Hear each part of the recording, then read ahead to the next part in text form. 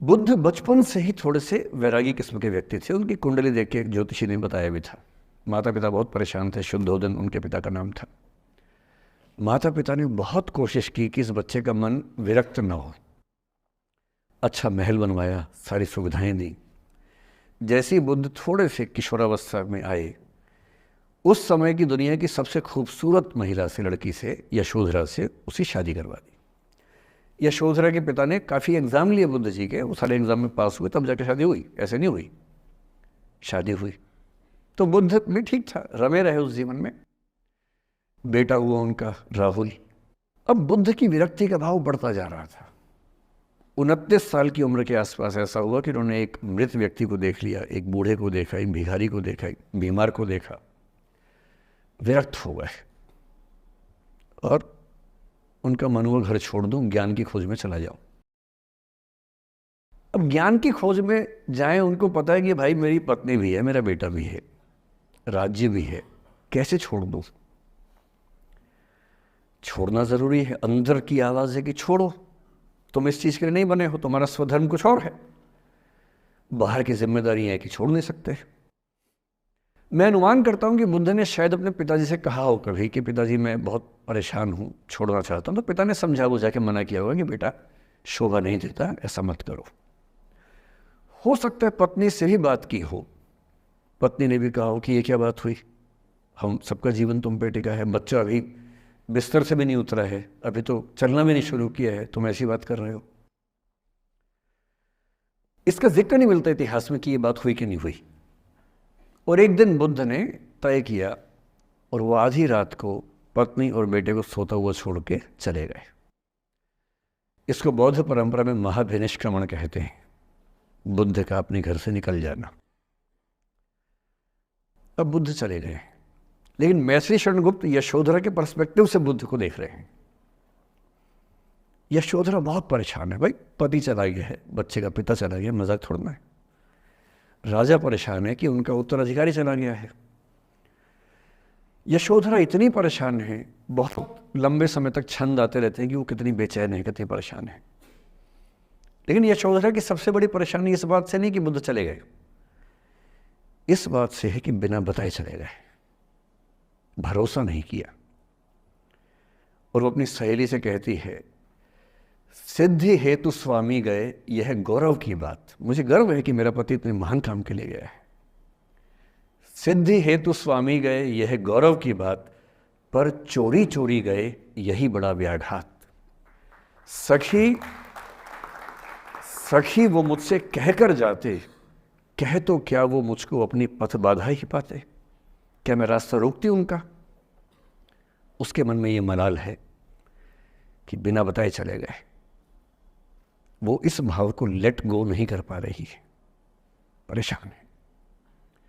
फिर बुद्ध को ज्ञान मिला 6 साल की तपस्या के बाद, बोधगया में बोधि वृक्ष के नीचे ज्ञान मिला।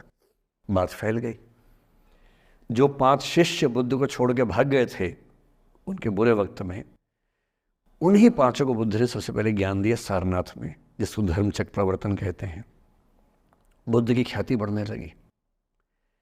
शुद्धोदन ने बुद्ध के पास, अपने बेटे के पास कई लोगों को भेजा ये कहने के लिए कि भाई यहां भी तो आओ, हमसे भी तो मिलो। बुद्ध का ऐसा प्रताप था कि जो उनके पास जाता वो बुद्धम शरणम गच्छामि हो जाता, वापस ही नहीं आता। तो फिर शुद्धोदन ने बुद्ध के बचपन के एक दोस्त को ये कह के भेजा, भैया मैं जानता हूं तुम वापस नहीं आओगे, पर प्रभावित होने से पहले बोल देना कि पापा याद कर रहे थे।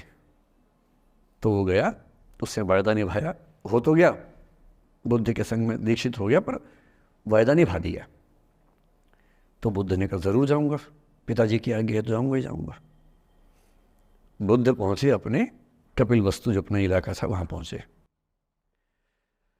पूरे कपिलवस्तु में, नेपाल सिद्धार्थनगर से नेपाल जाएंगे तो नेपाल बॉर्डर पे ही कपिलवस्तु है। मैं देखने गया था वो जगह जहां बुद्ध पैदा हुए थे, बड़ा सुंदर स्थान है, आप भी जाकर देखें कभी।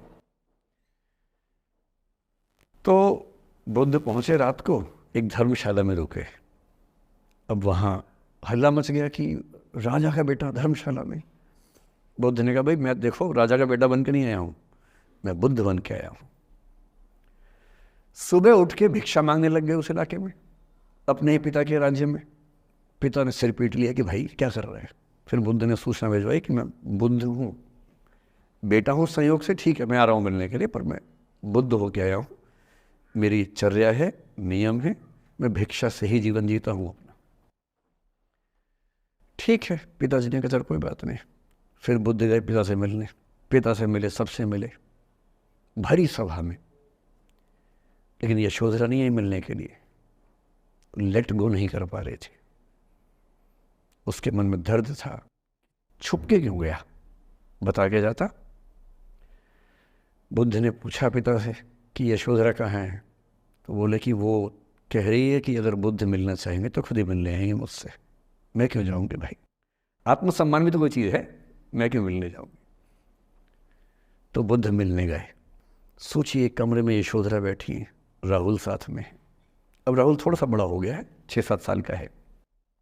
बुद्ध गए हैं।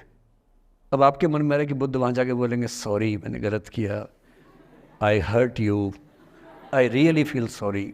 बुद्ध है वो बुद्ध, वहाँ जाके क्या बोल रहे पता है, भिक्षाम देहि, भिक्षा दो।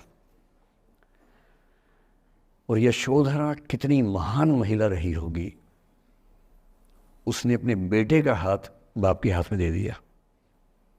लेट गो का इससे महान उदाहरण दुनिया के इतिहास में नहीं है कि चलो आखिर तुमने आके झुक के कुछ मांगा तो सही। उसकी जितनी ईगो थी, अहंकार था, सब विगलित हो गया। और जो औरत परेशान थी कि मुझसे बिना बताए गया, उसने अपने बेटे को दे दिया कि इसको लेके जाओ, क्योंकि मैं जानती हूँ कि तुम महान काम कर रहे हो, और तुम महान काम कर रहे हो तो मैं क्यों बीच में आऊँगी भाई। मेरा पति महान काम कर रहा है तो मुझे खुशी होनी चाहिए, और तुम्हारी उस खुशी में मैं क्यों पीछे हटूँ। बस मुझे भरोसे में लेके जाते तो और खुश होती।